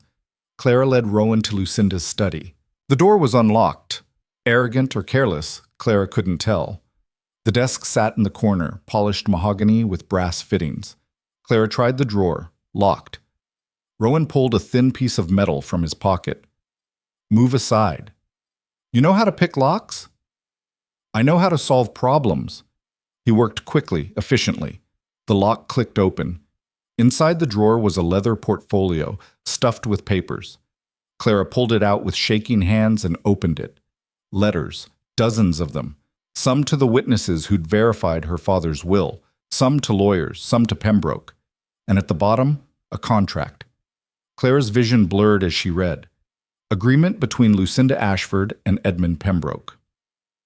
In exchange for the sum of £10,000 to be paid upon marriage, Lord Pembroke agrees to take Clara Whitmore as his wife and assume all debts associated with her father's estate. Said debts to be fabricated as necessary to ensure Miss Whitmore has no alternative but to accept the arrangement. Furthermore, Lord Pembroke agrees to maintain control over Miss Whitmore's person and property, ensuring Mrs. Ashford retains access to the Whitmore estate in perpetuity. Clara's hand shook so hard the paper rustled. She was going to sell me, literally sell me to Pembroke. Rowan's expression was murderous. Take everything. We're leaving. Clara stuffed the portfolio under her cloak. They moved quickly toward the door. They were halfway down the hall when they heard it. The front door opening, Lucinda's voice, sharp and irritated. I don't care what the dressmaker said. The alterations are unacceptable. Clara and Rowan froze. Backstairs, Clara whispered. They ran. Behind them, Lucinda's footsteps echoed. Who's there? Mary? Is someone in the house? Clara's lungs burned. They reached the servants' stairwell, plunged down into darkness. Behind them, Lucinda shouted for the butler. Mary was waiting at the back door, her face white. Go, quickly! They burst into the alley. Rowan grabbed Clara's hand and they ran.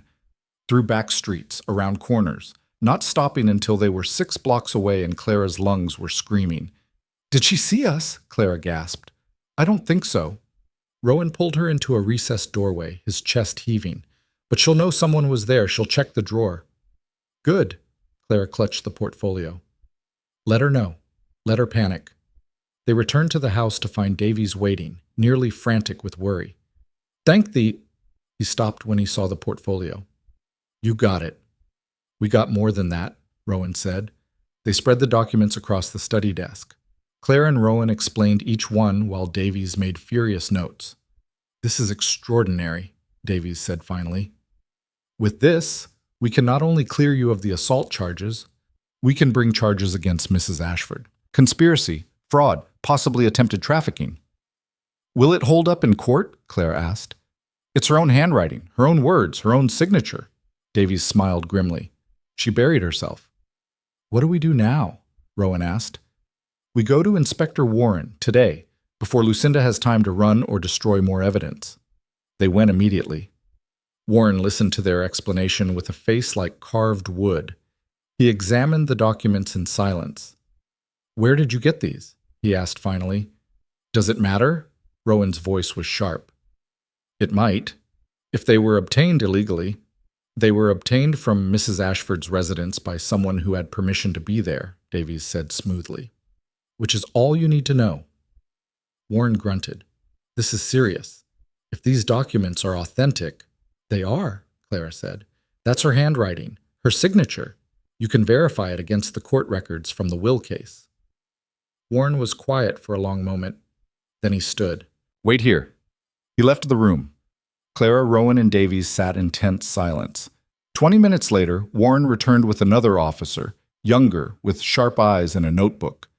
This is Detective Morris, Warren said. He's going to be taking over the case, because as of right now, you're no longer a suspect, Your Grace. Mrs. Ashford is. The relief hit Clara like a wave. Her knees went weak. Rowan's hand found hers under the table, gripped hard. What happens now? She asked. Now, Morris said. We bring her in for questioning, and depending on what she says, we may be filing formal charges. For what? Clara's voice shook. Morris looked at the documents spread across the desk. Fraud, conspiracy, forgery, possibly more. His gaze met Clara's. Your Grace, I'm sorry for what you've been through, but I promise you, we're going to make sure Mrs. Ashford answers for it. Clara nodded, not trusting her voice. They left the station as the sun was setting. Clara felt lightheaded, disconnected, like she was floating. Is it really over? She asked. The criminal case against you? Yes. Rowan's voice was tight. But Lucinda still has to be tried, convicted.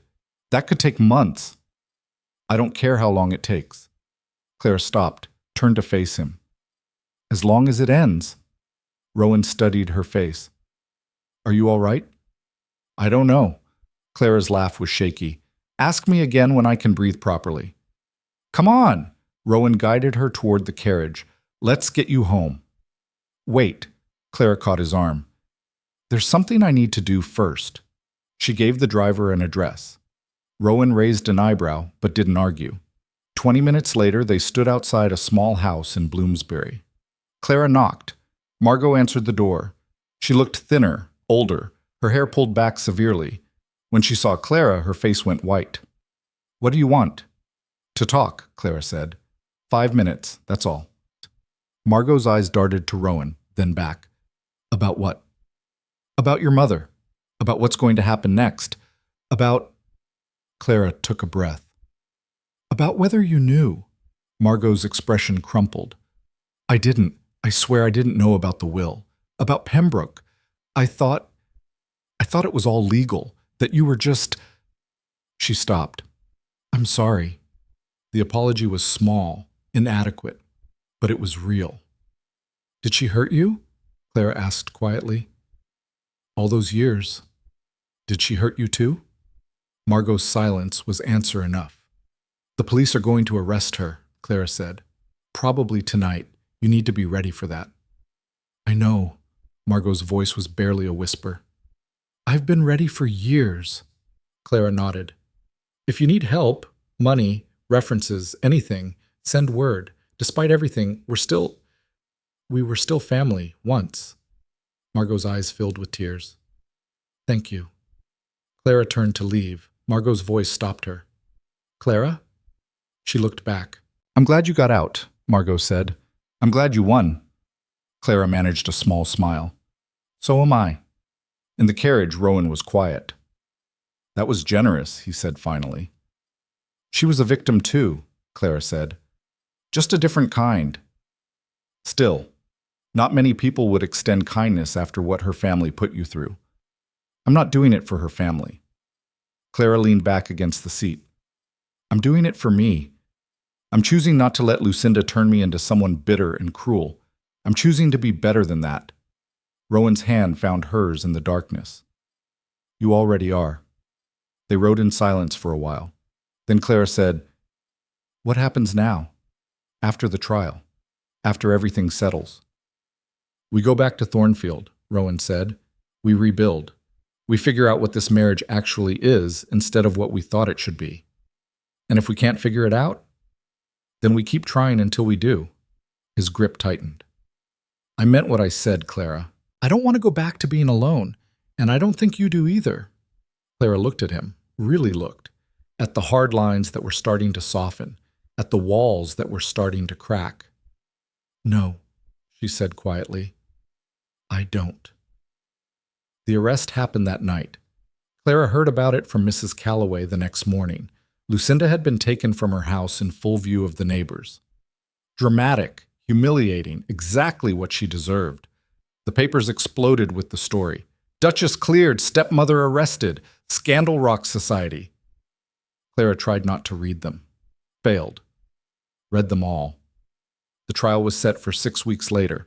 Clara and Rowan gave depositions, testified, watched as the case against Lucinda was built brick by brick. Pembroke was called as a witness. He admitted to the arrangement, claimed he'd been coerced by Lucinda, tried to save himself. No one believed him. The jury deliberated for less than 3 hours. Guilty on all counts. Clara sat in the courtroom and watched Lucinda's face as the verdict was read. For a moment, just a moment, the mask fell. And underneath was pure, raw fury. Then it was gone, replaced by cold indifference as she was led away. Outside the courthouse, reporters swarmed. Clara pushed through them, Rowan's hand on her back, guiding her to the carriage. Your Grace, how do you feel about the verdict? Your Grace, will you press for maximum sentencing? Your Grace, what do you say to those who claim this was a vendetta? Clara stopped, turned. I say the truth won, she said clearly, and justice, real justice, doesn't care about vendettas or revenge. It cares about right and wrong. And what was done to me was wrong, but it's over now, and I'm moving forward. She got into the carriage before anyone could ask another question. Rowan settled beside her. That was well said. I meant it. Clara looked out at London streaming past. I'm done looking backward. I want to look forward. To what? Clara turned to face him. To Thornfield. To actually building something instead of just surviving. To... She hesitated. To us. Whatever that means. Rowan was quiet for a moment. Then he reached out, took her hand, and did something he'd never done before. He smiled. It wasn't much. Just a slight curve of his mouth, barely visible. But it was real. I'd like that, he said. They left London 3 days later. The journey north was nothing like the journey south had been. This time they talked about Thornfield, about plans for the estate, about the future, about what they wanted this marriage to become. When Thornfield came into view, gray stone against gray sky, beautiful and brutal, Clara felt something shift in her chest. This wasn't a prison anymore. It was home. Mrs. Calloway and the staff were waiting in the courtyard. They broke into applause when Clara stepped out of the carriage. Welcome back, Your Grace, Mrs. Calloway said, and her smile was genuine. Clara looked at the fortress walls, at the mountains beyond, at the sky that went on forever. And she realized something. She'd won. Not just the trial, not just her freedom. She'd won herself back. The girl who'd served champagne and swallowed anger and made herself small enough to survive, she was gone. In her place stood someone stronger, someone who knew her own worth, someone who'd fought for her life and won. Rowan stood beside her, his presence solid and sure. Ready? He asked. Clara looked up at him, at this man who'd offered her freedom when she needed it most, who'd fought beside her when the world tried to drag her back down, who was learning, slowly, awkwardly, how to let her in. Yes, she said, I'm ready. They walked into Thornfield together. And for the first time since her father died, Clara felt like she was exactly where she belonged. They walked into Thornfield together. And for the first time since her father died, Clara felt like she was exactly where she belonged. The fortress was different somehow. Same stone walls, same gray sky pressing down like a lid. But the weight had shifted. What had felt like a prison now felt like possibility. Clara stood in the great hall and looked up at the vaulted ceiling, at the portraits of stern-faced ancestors who'd never smiled, never bent, never shown weakness. "They look miserable," she said. Rowan followed her gaze. They were miserable. My grandfather once told me that being a Hale meant carrying the weight of legacy without complaint, as if suffering was a family tradition. Sounds exhausting. It was. He looked at her. "I don't want that anymore." Clara turned to face him fully. "Then what do you want?" The question hung between them, heavy with everything they'd been avoiding for months. Rowan was quiet for a long moment. When he finally spoke, his voice was rough. "I want to stop pretending this marriage is just a contract. I want—" He stopped, jaw tight. "I want to try, actually try, to make this real." Clara's breath caught. "Real how?" "However you'll let me." His eyes met hers, and for once there was no ice, just raw uncertainty. "I don't know how to do this, Clara. I don't know how to be—" He gestured helplessly. "Whatever it is you need, but I want to learn." Clara stepped closer, close enough to see the exhaustion in his face, the fear he was trying so hard to hide. "I don't need you to be perfect," she said quietly. "I just need you to be honest and present. That's all." "I can do that." He reached out slowly, giving her time to pull away. When she didn't, his hand curved around her cheek. "I am sorry for all of it. The manipulation, the secrets. Making you feel like you were just a solution to a problem," Clara finished. "I know. And I'm sorry too, for expecting you to be something you never promised to be." "What did you expect?" Clara smiled, sad and small. "Someone who'd save me, I think. But I didn't need saving. I needed a partner. Can I be that now?" "I don't know yet," Clara said honestly, "but I'm willing to find out." Rowan nodded slowly. Then he did something that surprised her. He leaned down and pressed his forehead against hers, the gesture achingly vulnerable. "Thank you," he whispered. They stood like that for a long moment, breathing the same air, learning the shape of something fragile and new. Mrs. Calloway's footsteps broke the spell. She appeared in the doorway, tactfully not looking at them. "Your Graces, dinner is ready whenever you are." "Thank you, Mrs. Calloway." Clara stepped back, her cheeks warm. "We'll be there shortly." After the housekeeper left, Rowan cleared his throat. "I should wash up, change." "So should I." But neither of them moved. Finally, Rowan smiled, really smiled. Not the careful half-curve from before, but something genuine and a little crooked. "This is harder than running a mining company," he said. Clara laughed. "At least Orr doesn't talk back." "No, but it's considerably less interesting." They parted at the top of the stairs, each to their own wing, but as Clara dressed for dinner, she felt something unfamiliar settling in her chest. Hope. Dinner was different. They sat at the same table, but Rowan had moved from the far end to the seat beside her, close enough to actually talk without shouting across 12 feet of polished wood. "Tell me about the mines," Claire said. "You've never really explained what you do there." Rowan looked surprised. "You want to know about mining? I want to know what occupies most of your time. That seems relevant if we're actually going to try being married." He set down his fork. "All right, but it's not glamorous. I lived in Lucinda's house for 3 years. Trust me, I can handle unglamorous." So he told her. About the coal seams running deep under Thornfield land, about the ironworks he'd built to process ore, about the railway line he'd fought to bring north, connecting his mines to the industrial cities that needed fuel. Clara listened, asked questions, watched his face come alive as he talked about problems solved, innovations implemented, risks that had paid off. "You love it," she said. "I love building things that last." He met her eyes. "I'm not good with people, but I'm good with systems. Making things work when everyone says they can't. That's why you saved Thornfield. That's why I couldn't let it die, even when selling would have been easier." His expression darkened slightly. "My father let everything fall apart, ignored problems until they couldn't be fixed. I swore I'd never do that." "Is that why you married me?" Clara asked. Because I was a problem you thought you could fix? Rowan was quiet, maybe at first, but not anymore. What changed? You did. He reached across the table, his fingers brushing hers. You weren't broken, Clara. You were just trapped. And watching you transform this place, take control, refuse to stay invisible. He shook his head. You weren't the problem. You were the solution I didn't know I needed. Clara's throat tightened. To what? To being alone.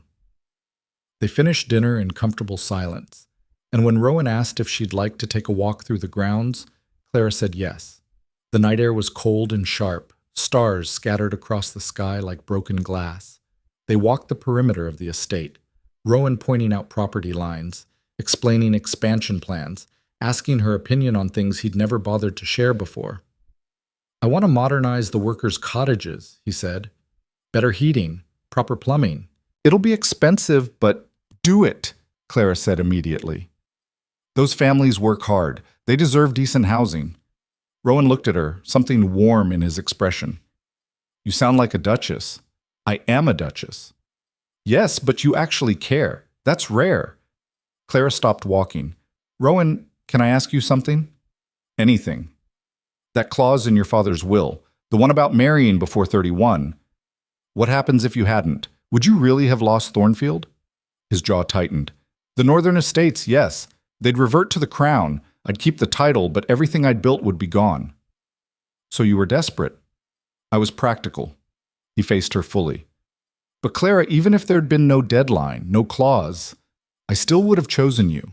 Maybe not as quickly, maybe not with such certainty, but I would have chosen you. Why? Because you're fierce without being cruel, strong without being hard. You survived hell and came out wanting to make things better instead of wanting revenge. His voice dropped. Because when I look at you, I see who I could have been if I'd let myself be human instead of just efficient. Clara felt tears prick her eyes. I'm not that impressive. You are to me. She kissed him then. Quick and tentative, standing in the cold Thornfield night with frost forming on the grass. Rowan went very still. Then his hands came up to cup her face, and he kissed her back, slow and careful, like he was afraid she'd break. When they pulled apart, he was smiling. That was overdue, Clara finished. I was going to say worth waiting for, but yes, that too. They walked back to the house hand in hand. The next morning, Clara woke to find a note slipped under her door. Meet me in the east drawing room. I have something to show you. R. She dressed quickly and hurried downstairs. Rowan was standing by the window, looking nervous in a way she'd never seen before. What is it? Clara asked. He gestured to the room. This wing has been closed for years, since my mother died. I thought, if we're actually going to make this marriage work, you should have space that's yours. Not mine, not the household's. Yours. Clara looked around. The room was beautiful. High ceilings, tall windows letting in northern light, walls that could be painted any color she wanted. You're giving me the east wing? I'm giving you a place to breathe, to create, to be something other than just the Duchess of Thornfield. He moved closer. You've spent years being what other people needed. I want you to have space to figure out what you need. Clara's vision blurred. I don't know what to say. Say you'll use it. Paint the walls, fill it with books or plants or whatever makes you happy. Make it yours. She threw her arms around him, holding tight. Thank you.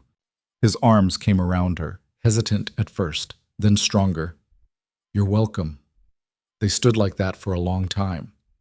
Over the next weeks, Clara transformed the East Wing. She hired painters, ordered furniture, filled the shelves with books from the library that no one else would miss. But more than that, she started working. She'd noticed things during her time at Thornfield, inefficiencies in the household, waste in the kitchens, staff who were overworked while others had too little to do. She started reorganizing, not dictating, but collaborating. She asked the staff what they needed, listened when they explained problems she'd never considered, and slowly, Thornfield began to change. The kitchens ran smoother, the accounts balanced better. The house felt less like a museum and more like a home. Rowan noticed. You've done in 2 months what I couldn't do in 10 years, he said one evening over dinner. That's because you were focused on the mines and railways. Someone needed to focus on the people. I should have hired you as an estate manager instead of marrying you, Rowan said. Then he paused. No, scratch that. I'm glad I married you. Clara smiled. Even though I'm reorganizing everything you've ignored? Especially because of that. One afternoon, a letter arrived from London. Clara opened it with shaking hand. Dear Your Grace, I am writing to inform you that Lucinda Ashford has been sentenced to 15 years imprisonment for fraud, conspiracy, and attempted trafficking. Additionally, all assets obtained through the fraudulent will have been seized and will be returned to the Whitmore estate. As the sole surviving heir of Jonathan Whitmore, you are entitled to reclaim your inheritance. I have taken the liberty of compiling a full accounting, which I have enclosed. Your father would be proud of you. Respectfully, Martin Greaves, Solicitor. Clara read it 3 times. Then she looked at the accounting. It was substantial, more than substantial. Her father had been wealthier than she'd remembered. Rowan found her in the library staring at the papers. What's wrong? He asked. Nothing's wrong. Clara held up the letter. It's all mine again. Everything Lucinda stole. Everything I thought was lost. Rowan read the letter, his expression unreadable. This changes things. Clara's stomach dropped. What do you mean? You're independently wealthy now. You don't need… He stopped, started again. You don't need to stay married to me for financial security. If you wanted to leave, you could. Is that what you want? Clara's voice was small. For me to leave? No. The word was immediate, fierce. But I want you to stay because you choose to, not because you're trapped. Clara set down the papers and stood. Rowan, look at me. He did. I'm not staying because I'm trapped, she said clearly. I'm staying because this is my home. You're my… She hesitated. You're my partner, my husband. And yes, we started this as a practical arrangement, but it's not that anymore. At least not for me. What is it for you? His voice was rough. It's real. Clara stepped closer. Messy and complicated and nothing like I imagined marriage would be. But it's real, and I don't want to leave. Rowan exhaled, something tight in his chest loosening. Good. Because I don't want you to go. Then we're agreed. We're agreed. He kissed her then, deep and certain, and Clara felt something click into place. This wasn't a fairy tale. It wasn't perfect. But it was theirs.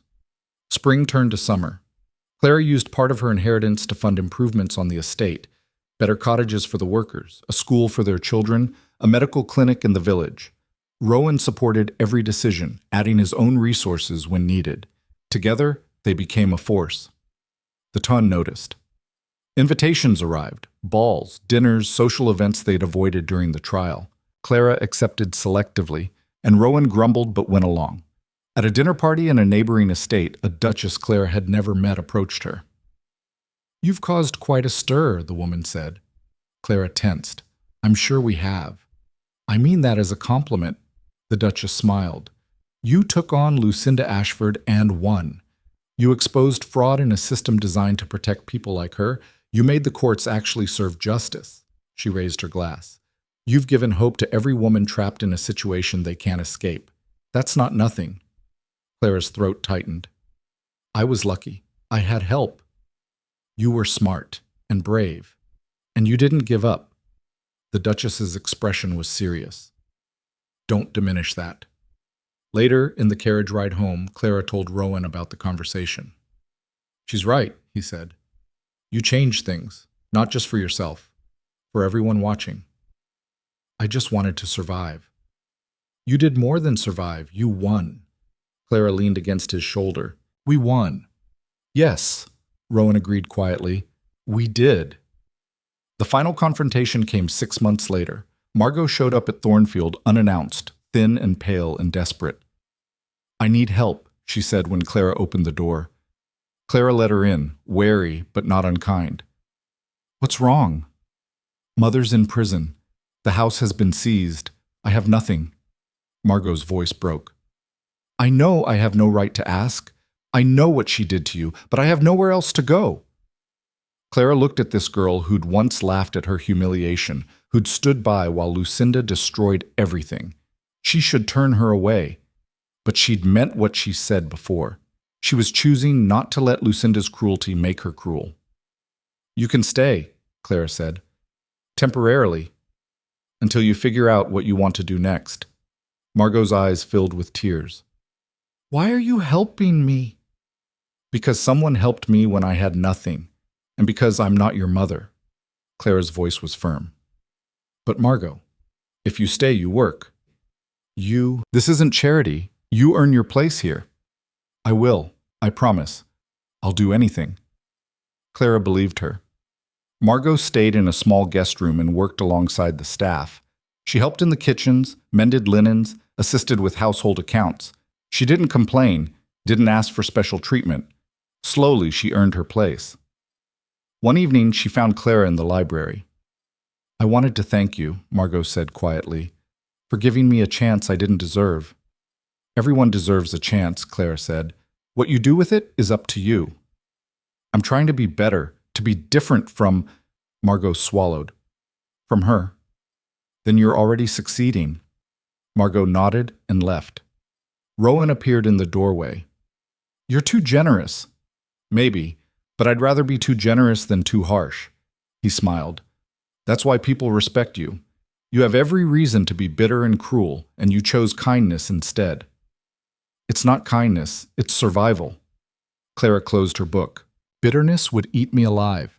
This way, I get to choose what kind of person I become." "And what kind of person is that?" Clara thought about it. "Someone who fights for what matters, who doesn't let the past define the future, who builds instead of destroys." "Sounds like a duchess to me." "Sounds like me," Clara corrected. "The title is just window dressing." Rowan crossed the room and pulled her to her feet. "Dance with me." "There's no music." "I don't care." They swayed in the silent library, holding each other close, and Clara realized something. She was happy. Not perfectly uncomplicated happy, not fairy tale happy, but real, messy, hard-won happy. And that was worth everything. A year after Lucinda's sentencing, Clara received one final letter. It was from Lucinda herself, smuggled out of prison somehow. "Clara, you think you've won. You think you've destroyed me. But I want you to know something. I'm not sorry. I did what I had to do to survive in a world that gives women nothing unless they take it. You were a means to an end, a tool. And if I had the chance, I'd do it all again. You can have your title, your fortune, your cold northern duke. None of it will make you happy because you're just like me, always fighting, always surviving, never truly living. I may be in prison, but you're in one too. You just decorated yours better. L. Ashford. Clara read it once, felt the familiar anger spike. Then she did something Lucinda would never understand. She laughed. "What's funny?" Rowan asked, looking up from his papers. "This." Clara handed him the letter. "Lucinda thinks I'm trapped, that I'm just like her." Rowan read it, his expression darkening. "She's trying to hurt you." "I know, but she can't." Clara took the letter back and crossed to the fireplace. "Because I'm nothing like her. I chose this life. I built this marriage. I made Thornfield home. She spent her whole life taking things. I'm spending mine creating them." She dropped the letter into the flames. They watched it burn together. "Do you regret any of it?" Rowan asked. "The contract, the manipulation, the way this started?" Clara thought about it honestly. "No, because even if we started wrong, we're ending right, and that's what matters." "Are we ending or just beginning?" "Both, maybe." Rowan pulled her close. "I love you." The words were quiet, unpracticed, like he'd never said them before. Maybe he hadn't. "I love you too," Clara said, and meant it. Spring arrived at Thornfield with reluctant warmth. The gardens Clara had ordered planted began to bloom, roses, lavender, herbs that filled the air with scent. The workers' children attended the new school. The clinic treated illness that would have gone untreated before. The mines ran efficiently. The railways expanded. Thornfield prospered. And Clara stood on the battlements one morning, watching the sun rise over mountains that no longer felt like prison walls and felt something settle deep in her bones. Peace. She'd fought for this, bled for it, nearly lost herself for it. But she'd won. Not just her inheritance, not just her freedom. She'd won the right to define her own life, to choose her own path, to be something more than what others decided she should be. Footsteps behind her. Rowan's arms came around her waist. "What are you thinking about?" he asked. "How far we've come." "We've come far," he agreed. "Where do we go from here?" Clara leaned back against him. "Forward. Together. Building something that lasts." "Sounds like a plan." They stood there as the sun climbed higher, warming stone that had been cold for too long. Below them, Thornfield was waking, staff moving through their routines, smoke rising from chimneys, life happening in all its messy, beautiful complexity. This was sovereignty, Clara realized, not power over others, not control through fear or manipulation, but the freedom to choose, the strength to build, the courage to love without guarantee of safety. She'd survived being invisible, being trapped, being told she was worthless, and she'd become something Lucinda could never understand. She'd become herself. Whole. Free. Unstoppable. Clara turned in Rowan's arms and kissed him as the morning light spilled gold across the northern sky. And in that moment, standing on battlements that had once felt like a cage, holding a man who'd once felt like a stranger, looking out at a future that was finally, completely hers, Clara Whitmore knew the truth. She hadn't just survived. She'd won. Not the kind of victory measured in courtrooms or counted in pounds, but the kind that mattered most, the kind that changed everything, the kind that rewrote the rules. And this time, Clara wasn't invisible. She was unforgettable. She was unstoppable. She was exactly who she was meant to be. And that was enough, more than enough. It was everything.